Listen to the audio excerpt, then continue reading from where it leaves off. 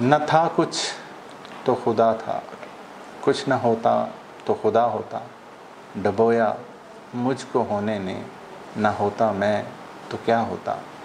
जी नाज़रीन, शायद आपको पता चल गया होगा कि ये अशार का बेसिकली मफ़हूम क्या है। इसी के अंदर आज हमारा टॉपिक है, और वो टॉपिक है सेल्फ़ डिस्कवरी या अपनी शनाख्त, या जिसे हम सिंपल अल्फाज में कह लें हु एम आई, मैं कौन हूँ, मेरा मकसद क्या है, क्यों मुझे इस दुनिया में भेजा गया है और मैं करने क्या आया हूँ। इन तमाम चीज़ों के हवाले से आज हम अपने प्रोग्राम में बात करेंगे। जैसा कि आप जानते हैं, हमारा प्रोग्राम है तामीर पाकिस्तान और मैं आपका मेज़बान इमरान ज़ुबैर। एज़ यूजुअल हमारे साथ मौजूद होते हैं डॉक्टर यूसुफ शाहिद साहब, जो कि अदीब हैं, शायर हैं और सीरत की किताब भी लिखी है। इसके अलावा प्रोफेशनली वो एक डॉक्टर हैं।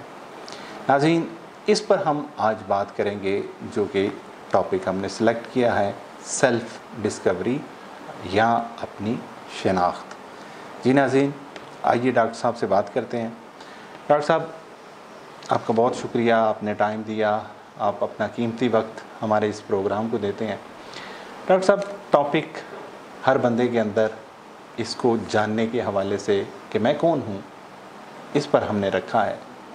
आप इस पर ज़रा रोशनी डाल दें कि ये है क्या। बिस्मिल्लाहिर्रहमानिर्रहीम।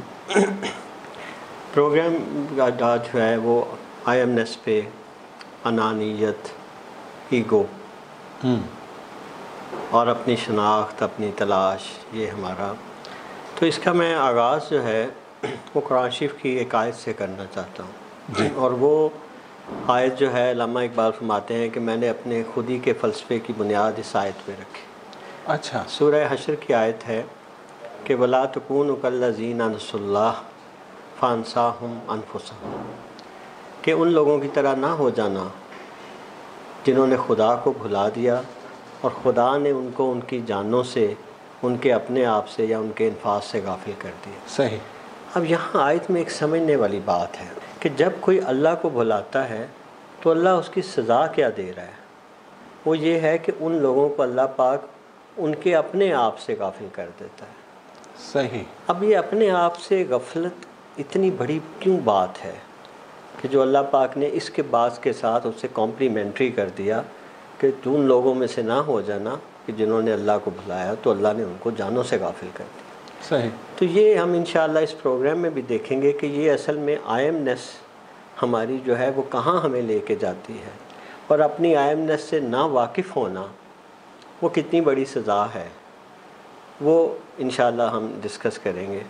लेकिन बात ये है कि मैं हूँ या मेरी एक आयमनेस है, ये चीज़ क्या है? This is the ability to recognise myself as a different entity, as a separate entity. हम अगर कायनात के दो हिस्से कर लें, एक हिस्सा है मैं जो हर शख्स है, ठीक है, और एक है बाकी सारी दुनिया। ठीक है। मैं बाकी सारी दुनिया को परसीव करता हूँ क्योंकि मैं हूँ। अच्छा।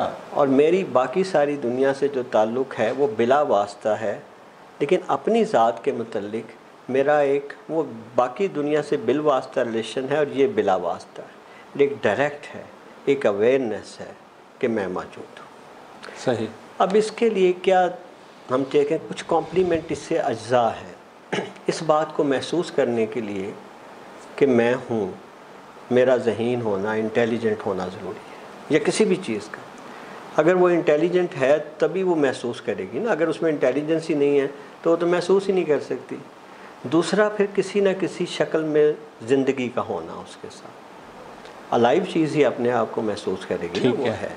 और तीसरी चीज़ ये है कि वो अपने आप को एक सेपरेट एंटिटी देखे किसी वजह से। मिसाल के तौर पे बहुत सारे दुनिया में लोग हैं और वो सारे ही वैसे हैं जैसा मैं हूँ, वो भी देखते हैं, वो भी सुनते हैं, वो भी चलते हैं, वो भी काम करते हैं, लेकिन मेरी ईगो, मेरी आयमनेस ये बताती है कि मैं डिफरेंट हूँ। हर आदमी को ये बताती है। तो ये जो एक डिफरेंट होने का एहसास है, ये जब पुकारता है तो वो फिर कहता है कि मैं हूँ, आई एमनेस, मैं मौजूद हूँ। अब इसको आप यूँ इसको हम अगर कर लें कि हम जब किसी आदमी का वजूद का उसे यकीन कैसे होता है, आपको कैसे यकीन है कि आप हैं, तो इसके 3 हिस्से हैं। एक हिस्सा है कि आपको महसूस होता है कि मैं हूँ। अच्छा, आपका जो एहसास है ना, वो आपकी इंटरनल बॉडी की वजह से है। एक नंबर 1, ठीक है। आपको जब पेन होती है आप फील करते हैं कि मैं हूँ और मुझे ये पेन हो रही है और ये नहीं होनी चाहिए। आपको भूख लगती है तो आप उसे मिटाना चाहते हैं।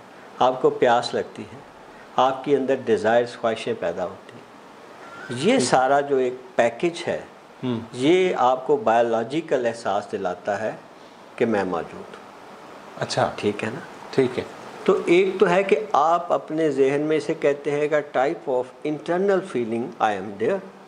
और एक सेकंड है कि दूसरे आपके वजूद को देखते हैं, महसूस करते हैं, नाम देते हैं। हाँ, नाम देते हैं, सही।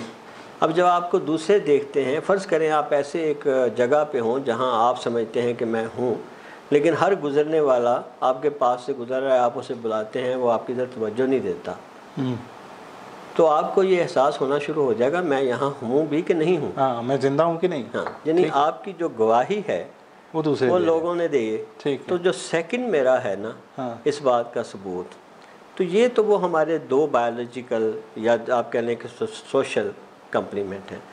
इकबाल ने इनका बड़ा खूबसूरत एक तीसरा एलिमेंट भी बताते हैं, और मैं उसका वो जिक्र कर दूं कि वो कहते हैं ज़िंदाई या मुर्दाई या जाम बलब अस शाहिद अस शहादत रात तलब। मेरे ज़िंदा होने का, ना ज़िंदा होने का या जानकुनी की हालत में होने की 3 गवाहियाँ हैं।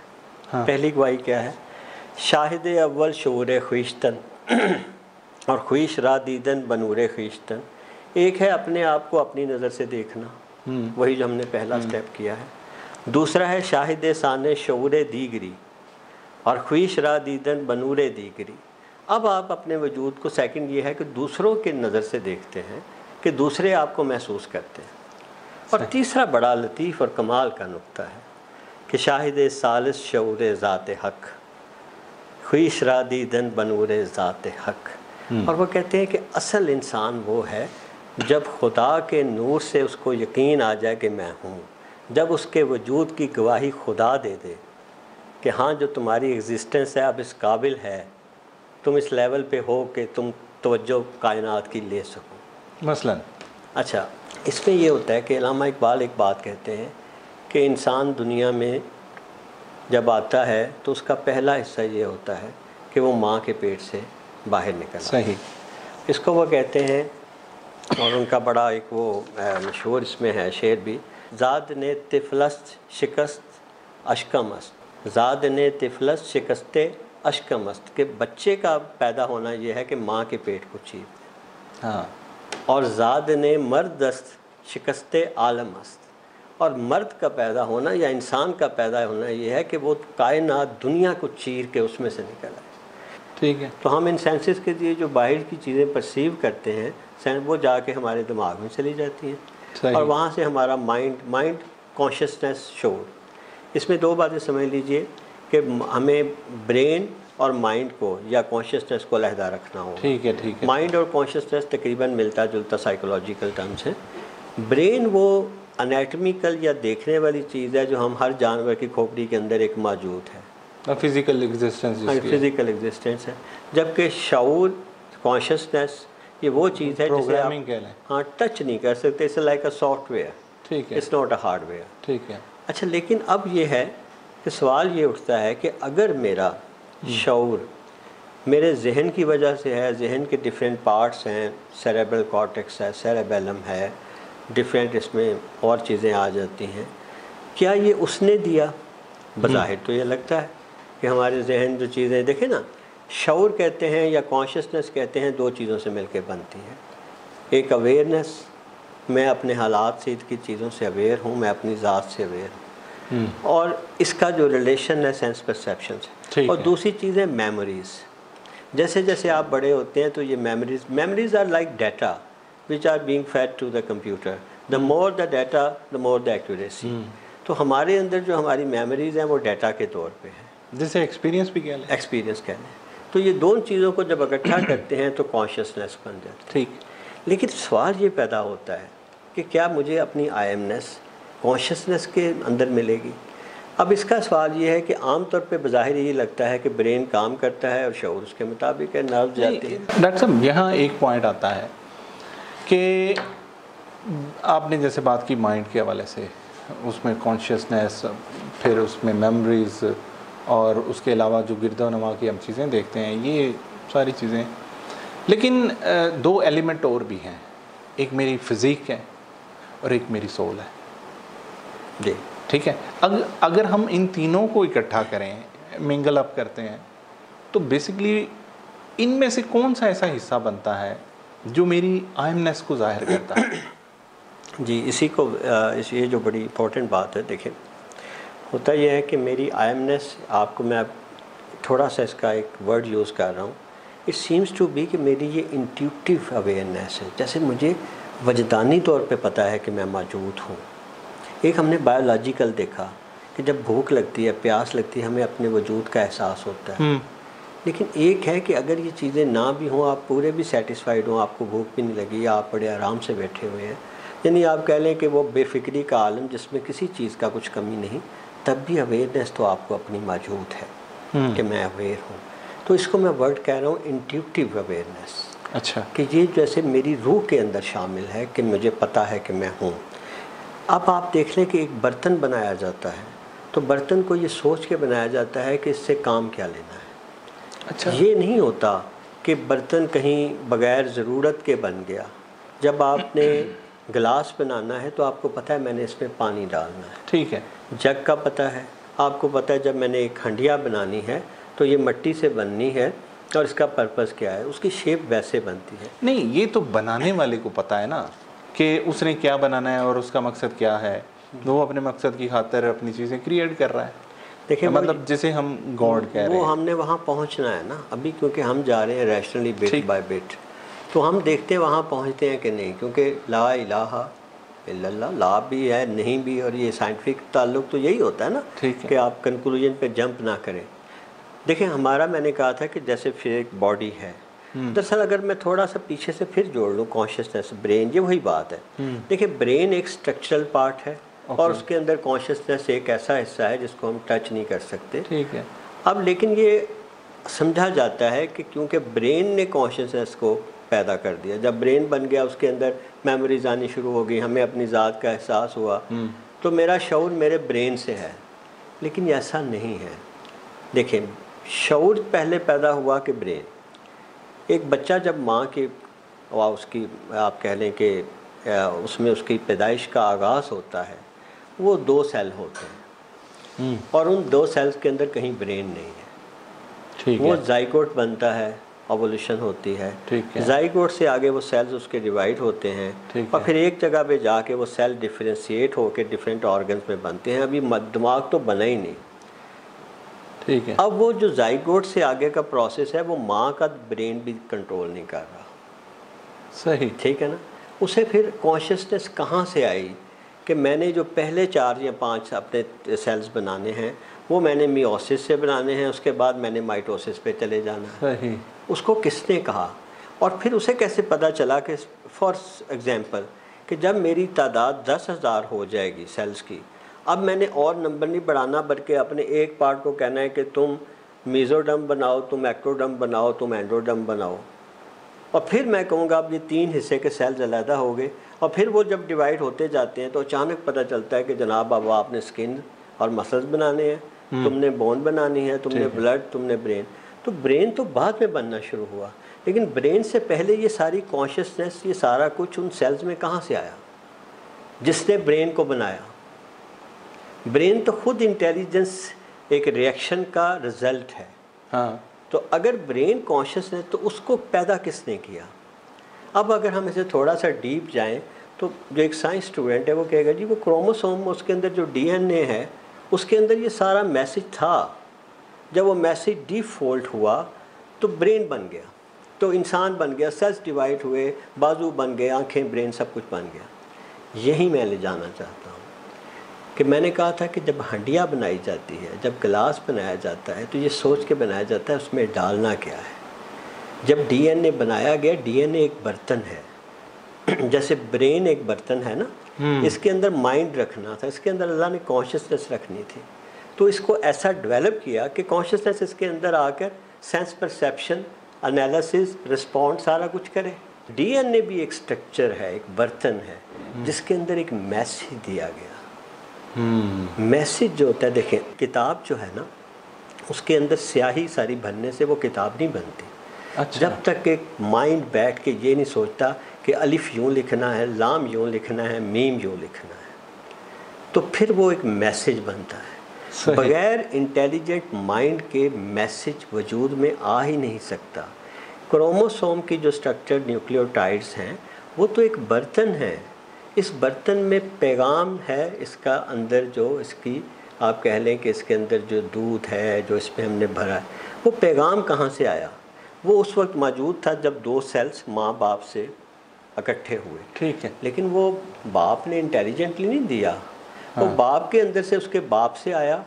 और अगर हम इसको फॉलो करना शुरू करें तो इसका ओरिजिन उस पहले शख्स से या पहले जानवर से या पहले यूनिसेलुलर ऑर्गेनिज्म से आया जिसमें क्रोमोसोम मौजूद था। लेकिन उस क्रोमोसोम में ये मैसेज पहले से मौजूद है। The fascinating thing in biology कि जो छोटे ऑर्गेनिज्म हैं लाइक बैक्टीरिया, उनका जो क्रोमोसोमल स्ट्रक्चर है वो हमसे भी बड़ा है। ओके। अब ये जो हंडिया तैयार की गई, इसके अंदर ये रखने के लिए ये मैसेज माइंड के इंटेलिजेंट कॉन्शियस के अलावा नहीं आता। इसका मतलब ये है कि असल कॉन्शियसनेस कहीं और थी, है।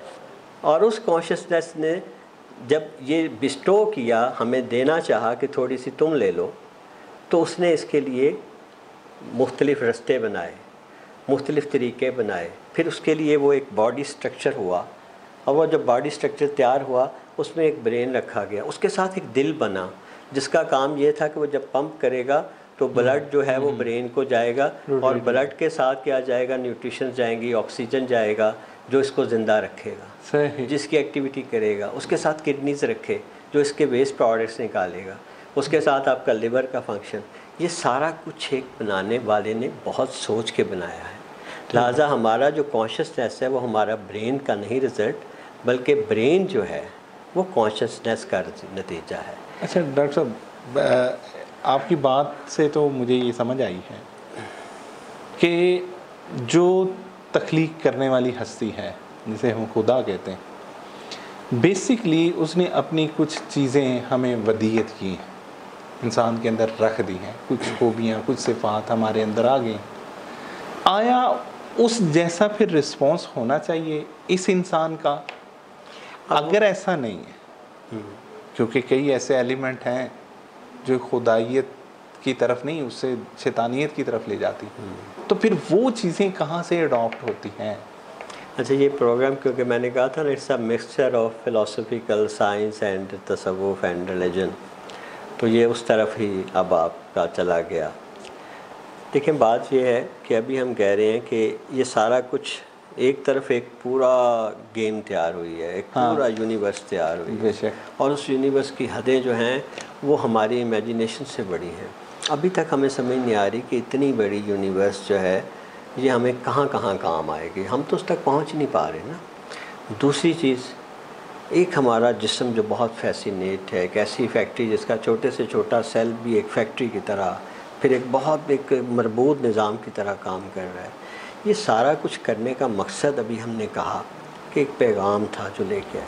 तो वी आर आप इस सारी कायनात में इंसान जो है वो शऊर का जिसे मालिक है, जो साइंटिफिकली समझा जाता है कि शऊर का वो लेवल जो अपने आप को ये ऐलान करता है कि I am present, I am ness is there, वो सिर्फ इंसान को अता हुआ है। मतलब मैं सबसे बेहतर, बाकी जानवर बायोलॉजिकल नीड्स पूरी करते हैं जो उसको बायोलॉजिकल एहसास है, लेकिन ये जो शऊर का एक हिस्सा है ना कि मैं वो एक ऐसी चीज़ हूँ जो बहुत सुपीरियर हूँ, और मेरी मौजूदगी का जो एहसास आयमनेस का मुझे है वो बाकी जानवरों को नहीं।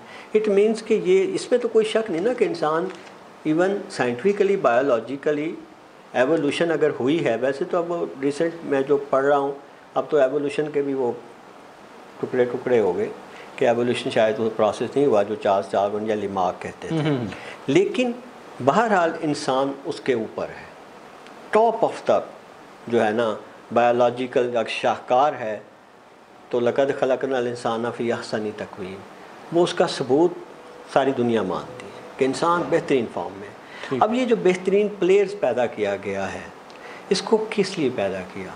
हाँ, ये है आपका सवाल। अच्छा, मकसद क्या था? हमें याद है एक प्रोग्राम में हमने ये बात की थी कि कायनात के दो हिस्से हैं। एक है वो हिस्सा जो नेचर जिससे तैयार है, कायनात की सारी चीज़ें, सितारे, ज़मीन, एनवायरनमेंट, यहाँ जो सारा ज़मीन का इकोसिस्टम है। एक तो वो सिस्टम है जो अल्लाह पाक ने तैयार करके जब बंदा यहाँ आया तो एवरीथिंग वाज प्रेजेंट। ठीक है ना। लाभ उसके मतलब आपको ये कॉन्शियस किया गया through messages from God, different खुदा की किताबें मौजूद हैं अगर हम रिलीजियसली बात करें।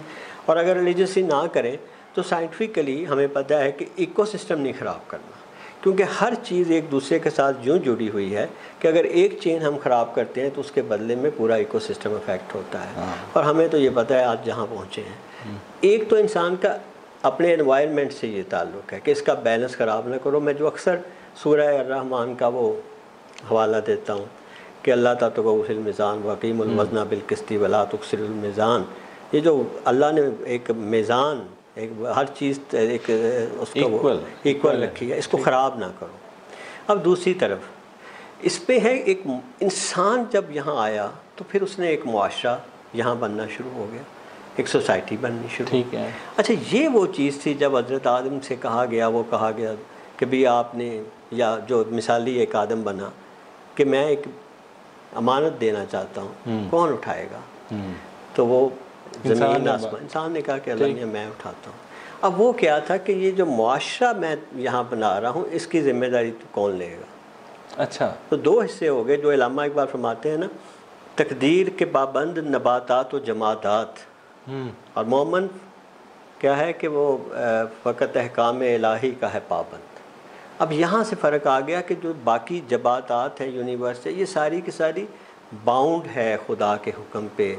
सूरज की हिम्मत नहीं है कि वो अपनी सर्कुलेशन में इतना सा फ़र्क डाले। चाँद अपनी गर्दिश में फ़र्क नहीं डाल सकता बेशक, लेकिन मोमिन जो है उसके सामने अहकाम हैं, उस पर अमल ना करना या करना उसको इख्तियार दिया गया। अब ये इख्तियार किस लिए दिया गया कि अल्लाह पाक ने इतना बड़ा सिस्टम क्यों पैदा किया? यहाँ एक ऐसा जौहर पैदा हो गया जिसे इंसान कहते थे, और फ़र्द से बड़ा जौहर है मुआशरा। तो ये ज़िम्मेदारी थी कि यहाँ सस्टेनेबल मुआशरा कायम करो। और हम और आप सारी दुनिया के तरीक़ों से वाकिफ़ हैं कि सस्टेनेबल मुआशरा इंसाफ की बुनियाद पे, सस्टेनेबल मुआशरा अदल की बुनियाद पे, सच की बुनियाद पे कायम होता है। तो ये वो पर्पस था खुदा का जो इंसान ने बंदे को दिया। और अब जब आप कहते हैं कि कुछ लोग इसमें जब डिविएट करते हैं और ये इंसान नहीं है, दूसरी तरफ ये कहा जाता है ना कि ये अल्लाह में ये सारा निज़ाम इतना ख़राब है, और कई लोग एथिस्ट कहते हैं कि अच्छा ये तुम्हारा खुदा है, ये देखो कोई भूख से मर रहा है, किसी के पास सब कुछ है और किसी के पास कुछ भी नहीं है, ये कैसा इंसाफ है? तो इसका बड़ा खूबसूरत, फिर मैं अल्लामा इकबाल की अगर आप इजाज़त दें तो चंद अशार सुनाऊँ, और वो बड़े खूबसूरत अशार हैं कि वो कहते हैं कि ईंदो आलम अस्तुबा नूरो नज़र अंध के या खाकदानी रा नगर बंदाए आज़ाद रा नासाजगार बरदुमद सुम्बले ख़ीशकार। वो कहते हैं कि अल्लाह मियाँ, मैंने जब ये देखा है ना तेरा जहाँ, मुझे तो पसंद नहीं आया। अच्छा, हाँ, ये क्या बंदाए आज़ाद रा नासाजगार, बंदाए आज़ाद के लिए तो ये जहान है ही नहीं। और यहाँ तो अगर बरदुमस असुम्बले और नीशकार, यहाँ अगर मैं फूल उगाता हूँ तो कांटे खिलते हैं। अच्छा, और गालिबां अगर कंद दरे ऐशो तरफ, जो गालिब लोग हैं वो तो ऐशो तरफ की मस्ती में ज़िंदगी गुजार रहे हैं, और कारे मगलूबा शुमारे रोज़ व शब, और बेचारे जो गरीब हैं वो अपनी ज़िंदगी के दिन गिन गिन के पूरे कर रहे हैं। और चार मर गंदर पे दीरे मीर सूद खारो वालियो मुल्लाओ पीर। और ये देखो अल्लाह मियाँ तुमने हमें किस चीज़ में फंसा दिया है, या हम बैंकों के जैसे सूद के चक्कर में फंसे रहते हैं, या हम एक बादशाह या उसके नीचे, या फिर मुल्ला और पीर ने हमें घेरा हुआ है। तो हम सारे इन चीज़ों के ग़ुलाम हैं। सही है। और फिर ईंचनी आलम कुजा शायान दस्त, और आब व गिल दागी के बर दामान है दस्त। मेरे अल्लाह, ये जहान तेरे काबिल नहीं है, ये तो तेरे दामन पे दाग की तरह है। अच्छा, अब ये वो शिकवा है जो करता है अल्लामा इकबाल खुदा से करते हैं, ये सब कुछ क्या है अल्लाह मियाँ।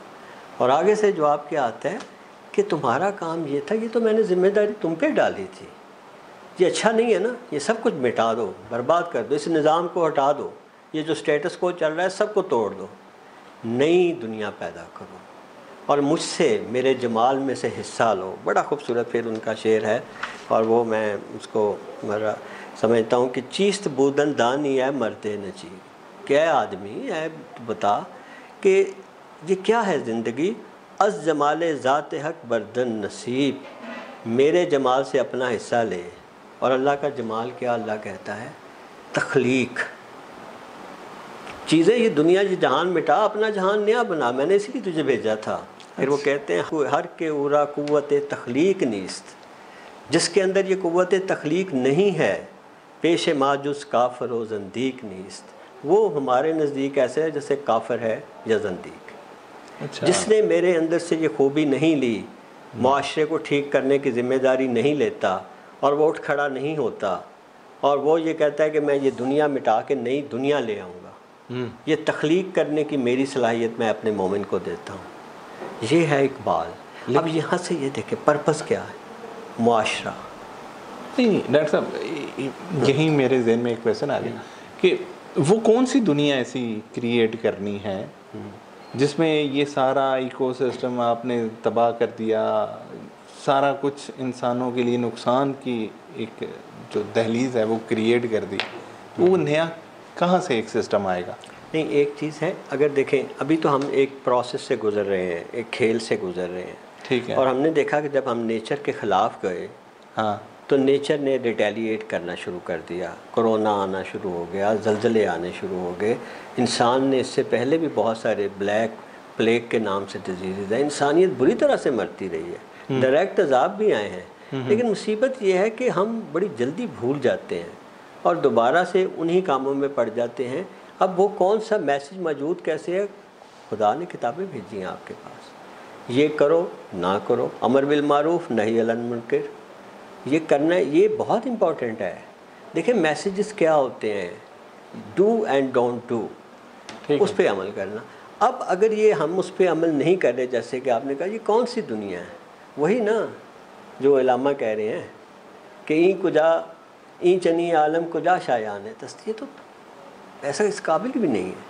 तो उसकी वजह यह है कि ज़िम्मेदारी आपको और मुझे दी गई थी और हम यहाँ बैठ के बातें करके घर चले जाते हैं। ठीक, दिस इज़ नॉट इनफ। ज़िम्मेदारी इससे बहुत बड़ी है।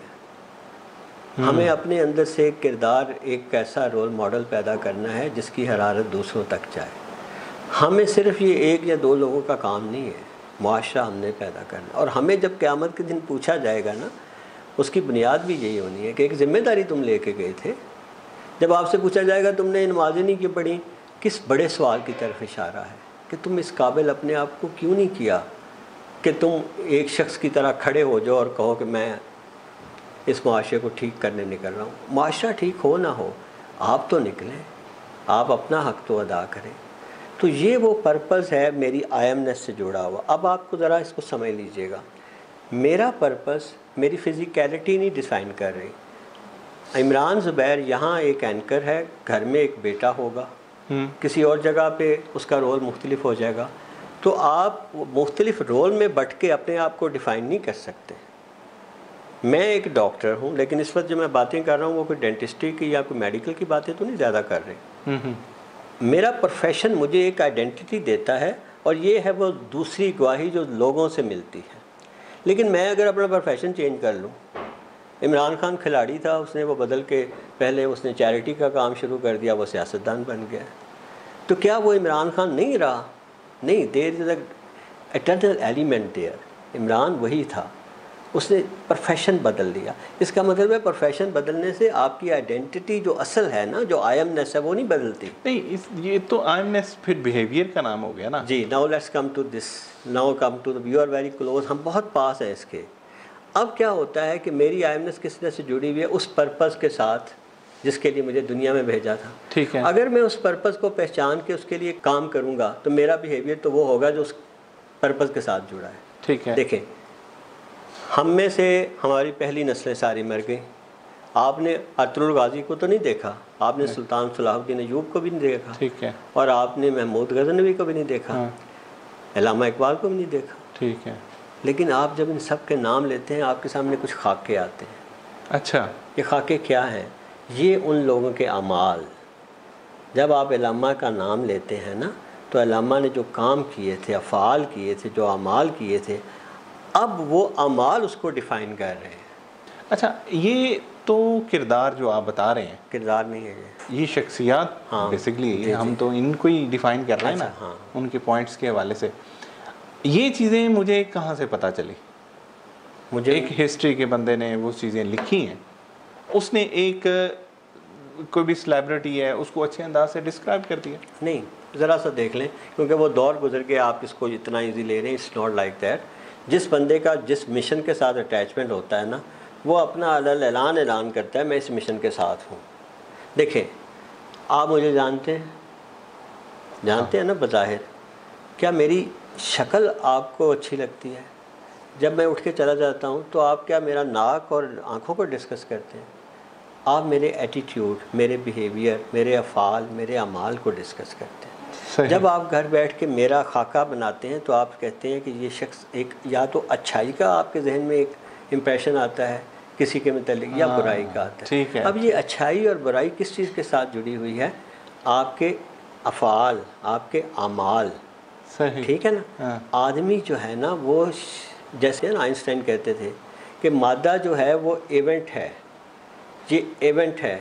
इस तरह इंसान जो है ना, वो बज़ाहिर एक फ़िज़िकलिटी है, लेकिन इस फ़िज़िकलिटी का ताल्लुक़ अमाल से है। क्योंकि आज से 5 साल पहले का इमरान ज़ुबैर अब नहीं है, लेकिन वो उसकी कंटिन्यूटी उसके किए हुए काम हैं जो इसको डिफ़ाइन कर रहे हैं। ठीक है। तो हमारी फ़िज़िकलिटी, हमारी रोल्स या हमारा कॉन्शियसनेस हमें डिफ़ाइन नहीं करता। अब इसमें एक चीज़ मिस हो गई, वो ये है कि मेरा पर्पस मुझे सिखाता क्या है। मैंने उसके लिए कोशिश करनी है फ्यूचर के लिए। जब मैं अपना पर्पस ले लेता हूँ ना, पर्पस हमेशा फ्यूचर में होता है। आपने एक चीज़ हासिल करनी है, आपका गोल तो फ्यूचर में है ना। एक शख्स चाहता है मैं अरबपति बनूँ, अब वो अरबपति बनना चाह रहा है, उसका गोल, उसका ये ऑब्जेक्टिव फ्यूचर में लाई कर रहा है। ठीक है। अब वो उसके लिए अपने अहदाफ मुकर्रर करके वो जो काम करेगा ना, वो उसे डिफ़ाइन कर रहे हैं। लिहाजा मेरे अहदाफ डिज़ाइन करेंगे कि मैं क्या हूँ। अच्छा डॉक्टर साहब, देखें, इसका मतलब है इंसान जो फितरतन बना है उसके रोल उसके अंदर पहले से एडिड है। बिल्कुल एडिड है। जब एडिड है तो उसका अच्छा होना, बुरा होना, वो कौन डिसाइड कर रहा है? नहीं, इसका वो जो आप इशारा कर रहे हैं ना, तकदीर वगैरह नहीं है। हमारे अंदर पोटेंशियलिटीज़ हैं, हाँ, डिफरेंट पोटेंशियलिटीज़। ये पोटेंशियलिटीज़ एक्चुअलिटीज़ में ढले बगैर भी मर सकते हैं हम लोग, और यही है कि मैं तुम्हारे नफ्सों से गाफिल कर दूँगा। ये सब कुछ जो लेके आए हो ना, बड़ा इतरा रहे हो तुम, उसके नज़दीक कोई इसकी अहमियत नहीं। तुम जैसे लाखों सिकंदर पड़े हुए हैं। तो दीज ऑल पोटेंशियलिटीज़, हाँ, अगर मैं अपनी इन पोटेंशियलिटीज़ को मैं दुनिया में जब एफ़र्ट्स करता हूँ, मुझे इनका पता चलता है और मैं इसे एक्चुअलिटी में बदलता हूँ, अपने अमाल में बदलता हूँ। ये अमाल जो एक शख्स बनाते हैं ना, ये फिर वो गवाही है जो वहाँ से मिलती है। ठीक है ना। तो ये जो है ना कि मेरे अंदर की पोटेंशियलिटीज़ जो हैं, ये मेरे बायोलॉजिकल नीड्स के ख़िलाफ़ हैं। जो आपने कहा था कि एक तरफ आदमी भटक क्यों जाता है, इसलिए कि जो बायोलॉजिकल नीड्स ये और थी कुछ, इस बर्तन का तकाजा कुछ और है, और इसके अंदर जो साफ़ शहद या इसके अंदर दूध है वो और मांगता है। तो असल में हम बर्तन की ज़रूरतों में गुम रहते हैं। यार खाना लगा, अच्छे से होटल में चले यार, मिल के हेलो यार आज कहाँ खाना खाएं, ठीक है ना। हमारी सारी तलाश तो बदन और इसकी चीज़ों के लिए रही। जब हम यहाँ से निकलते हैं और उस कॉन्शियसनेस की तरफ, उस आयमनेस की तरफ जाते हैं जिसका ताल्लुक़, मैंने कहा था रूह का ताल्लुक़ अल्लाह से है, और रूह को हमने एक प्रॉब्लम में कहा था रूह अमर रब्बी है। और हमने इसके 2 हिस्से किए थे कि एक अमर होता है, एक खल्क होता है। अमर वो वजूद है जो खल्क तख्लीक होने से पहले मौजूद है, और ये अमर एक मैसेज है जो मेरे DNA में मौजूद है। इसे मैं तख्लीक की तरफ लाता हूँ कि नहीं लाता, दिस इज़ माई टेस्ट। और इस मकसद के लिए मुझे भेजा गया। अच्छा डॉक्टर साहब, प्रोग्राम का वक्त ख़त्म हो गया, क्योंकि एक लिमिटेशन के अंदर हम भी हैं। अपने इस प्रोग्राम को हम सेकंड पार्ट के अंदर मज़ीद डिस्कस करेंगे। जी नाज़रीन, आपने देखा डॉक्टर साहब ने बहुत इजी अल्फाज और सादा और सिंपल जो पॉइंट्स बन सकते थे वो आइमनेस के ऊपर डिस्क्राइब किए। हमें भी इसको समझने में आसानी हुई। नाज़रीन, प्रोग्राम तो शायद इसका सेकंड पार्ट हम बनाएंगे, इसके ऊपर मज़ीद हम क्वेश्चन करेंगे, लेकिन अब हमारे टाइम हमें इजाज़त नहीं दे रहा कि अपने प्रोग्राम को हम कंटिन्यू कर सकें। नाज़रीन, इसके साथ ही अपने मेज़बान को इजाज़त दीजिएगा। अल्लाह हाफ़िज़।